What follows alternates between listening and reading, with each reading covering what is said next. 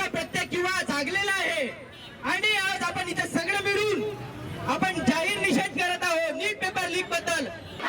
नीट paper की ये सरकार नहीं चलेगी अपनी बार। डॉक्टर बाबासाहेब आंबेडकरांचा भारतीय संविधानाचा की भरमार है। ये जुमलों की सरकार है, देश में बेरोजगारों की भरमार है। कहाँ गए वो अच्छे दिन, अब तो देशवासियों के बुरे हाल है। कोई कहलाता खुद को योगी तो कोई साधु सन्यासी है, कोई कहलाता खुद को योगी तो कोई साधु सन्यासी है। भला ये सरकार है या कोई धार्मिक संस्थान है। जीएसटी से देश का बुरा हुआ हाल है। जीएसटी से देश का बुरा हुआ हाल है। नोटबंदी का देश अब तक भुगत रहा परिणाम है। फर्जी इनके नाम और फर्जी इनके काम है। फर्जी इनके नाम और फर्जी इनके काम है। हिंदू मुस्लिम में फूट डालकर चलती इनकी सरकार है। धन्ना सेठों का तो अपना अलग ही ठाट बाट है। धन्ना सेठों का तो अपना अलग ही ठाट बाट है। आखिरकार ये उनकी ही तो सरकार है। अडानी अंबानी का इनको बड़ा साथ है। अडानी अंबानी को इनको बड़ा साथ है। चुनाव के वक्त यही तो असली यार है। राष्ट्रवाद का पाठ पढ़ाकर करते ये गुमराह है।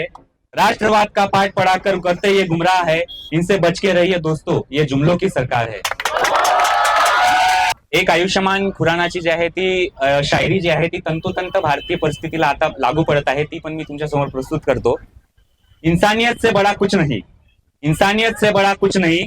धर्म नहीं सियासत नहीं, धर्म नहीं सियासत नहीं। धन नहीं विरासत नहीं। किसी की हो सोच नहीं, किसी की हो सोच नहीं। हो अलग तो अलग सही, तुझे उस सोच को नोचने का कोई हक नहीं। यही भारत का लोकतंत्र है और इसमें किसी को पाप नहीं, और इसमें किसी को पाप नहीं। जाना ही अच्छा है जो खुददार नहीं, देश जले और मैं कुछ ना बोलूं, मैं तो ऐसा गद्दार नहीं, मैं तो ऐसा गद्दार नहीं।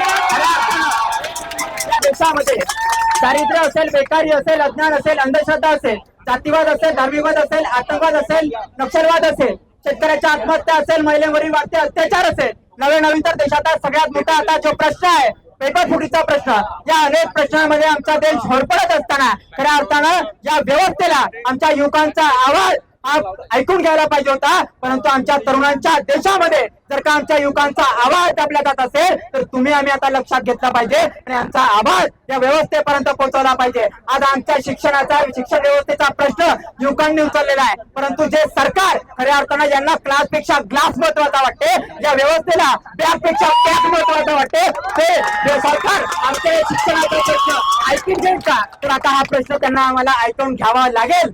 डॉक्टर बाबासाहेब आंबेडकरांनी सांगितलं होतं की सत्ता सर्व समस्यांची गुरकिल्ली आहे, परंतु आजची ही किल्ली खऱ्या अर्थानं चुकीच्या हातात आहे आणि ही सत्ता खऱ्या अर्थानं सगळ्यात मोठी समस्या आमच्या देशाची बनलेली आहे। ते तुम्ही आम्ही लक्षात घेतलं पाहिजे। मग आता ही समस्या सोडवण्यासाठी तुम्ही आम्ही युवा पिढी रस्त्यावरती उतरला, जर का आता ही रस्त्यावरती उतरणारी पिढी तुम्ही आम्ही आमचा आवाज या व्यवस्थेपर्यंत पोहोचवणार आहे। तुम्हाला मला माहित आहे या देशामध्ये काय चालू आहे, म्हणजे एकीकडे जो वैज्ञानिक तुमच्या आमच्या सर्वसामान्यांसाठी आवाज उचलतो त्याचा आवाज दाबण्याचं काम इथे होत असेल, पण लक्षात घ्या ते आवाज उचलणं गरजेचं आहे। कारण कवी निलेश कुमार फार छान म्हणतात की एक आदमी चलकर खाक हुआ, ये आग फैलने वाली है, एक टोली ऐसी भी है जो तेल डालने वाली है। ऐसे ना चुपचाप बैठे तुम, जैसे घर में कुर्सी डाले, सावधान हो जाओ तुम्हारी बस्तियां जलने वाली है।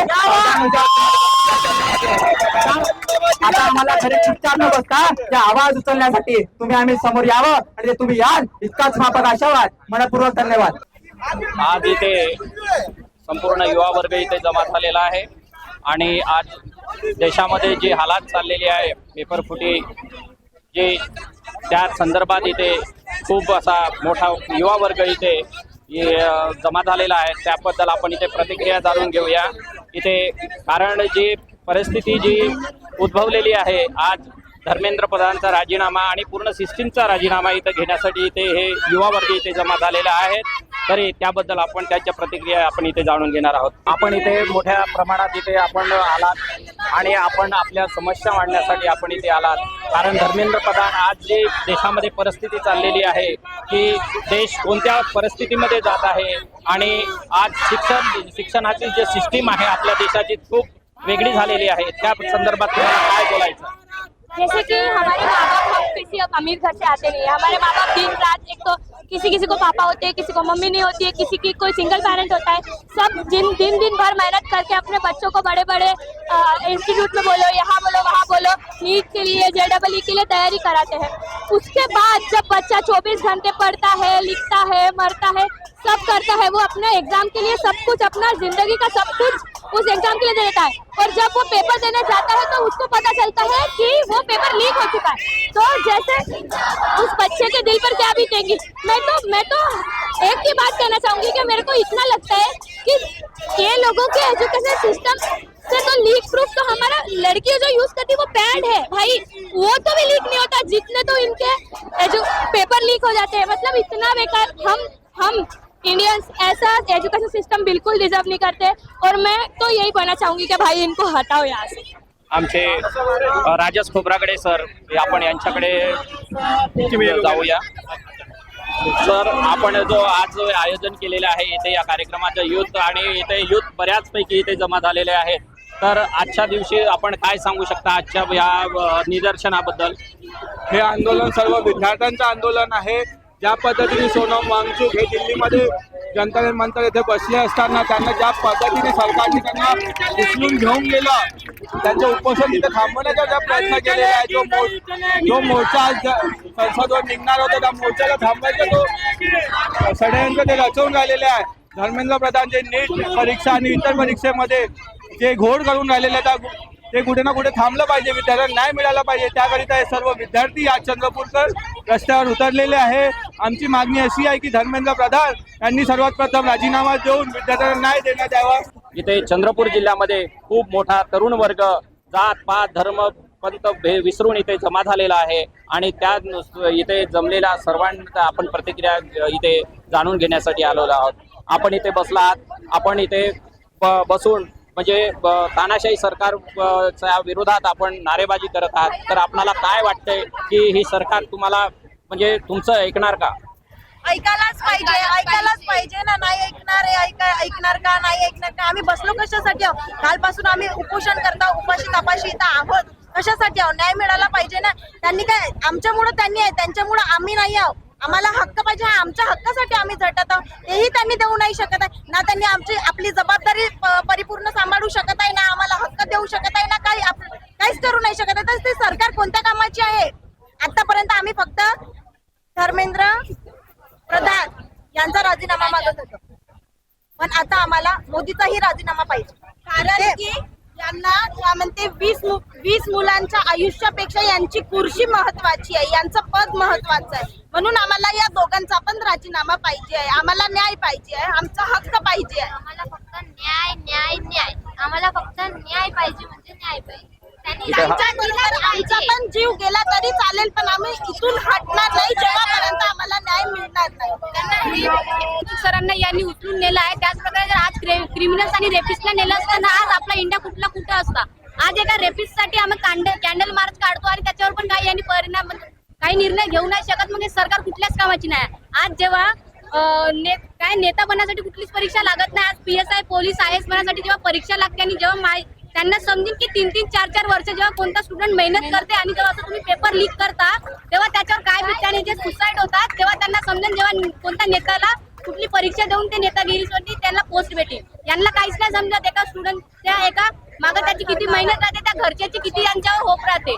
आज कुठं सरकारच आम्हाला कॉक्रोच म्हणते, आम्हाला बेरोजगार म्हणते. तुम्हीच रोजगार नाही द्याल तर मग आम्ही बेरोजगारच बोलल्या जाऊ.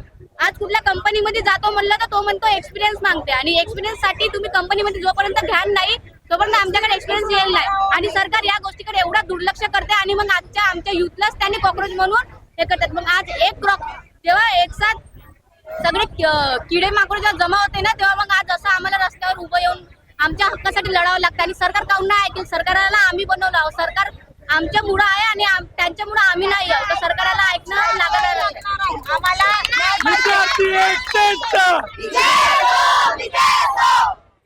इतका देशव्यापी आंदोलन होतोय आणि असं असताना इतकं मोठं देशव्यापी आंदोलन चालू आहे ना, असं असताना चंद्रपूर जिल्हा जो क्रांतिकारी जिल्हा म्हणून ओळखला जातो, या जिल्ह्यामध्ये वेगवेगळ्या 6 मतदारसंघाचे 6 आमदार आणि 2 लोकसभा क्षेत्राचे 2 खासदार असे एकूण 8 लोकप्रतिनिधी आहेत. आणि असं असताना एकही लोकप्रतिनिधी विद्यार्थ्यांच्या हक्क अधिकारासाठी एक शब्द सुद्धा बोलत नाही. त्यातल्या त्यात जेव्हा या विद्यार्थ्यांवरती एवढी मार खाऊन इथं बसण्याची पाळी येत आहे, तरी सुद्धा या लोकांना थोडीशी सुद्धा काही वाटत नाही. आम्ही या गोष्टीचा निषेध करतो. ज्या लेकरांमुळे, ज्या युवकांमुळे हे लोकप्रतिनिधी निवडून दिले जातात, अशा लोकप्रतिनिधींना या विद्यार्थ्यांचा अजिबात मोल नाही आहे. ते यांना किड्या मोकड्यासारखे पाहतात. म्हणून आमच्या जिल्ह्यांच्या लोकप्रतिनिधींना आम्ही ही वॉर्निंग देतो, जर तुम्ही यांचे प्रश्न मार्गी लावले नाही तर आता हे हुशार झाले आहेत, त्याचा निकाल तुम्हाला पाहावा लागेल, एवढं लक्षात घ्या. आपण कुठून आलेले आहात आणि कशासाठी इथे आलेले आहात हे आपण थोडक्यात सांगा.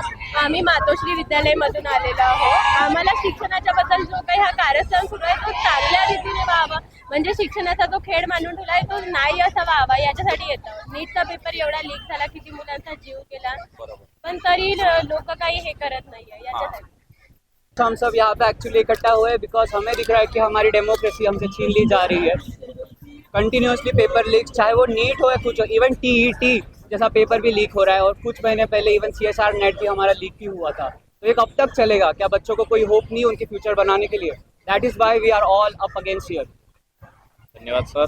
क्योंकि आज ये युवा वर्ग है, वो बड़े होश में, बड़े जोश से यहाँ पे जमा हुआ है, क्योंकि उसका फ्यूचर जो है पूरे शिक्षा, एजुकेशन के इस पे डिपेंड है. और इसके लिए और आज भी दिल्ली में जो होने जा रहा था, जो मोर्चा होने जा रहा था संसद पे, वहाँ पे भी लाठीचार्ज हो गया है. उसके बारे में आप क्या कहोगे?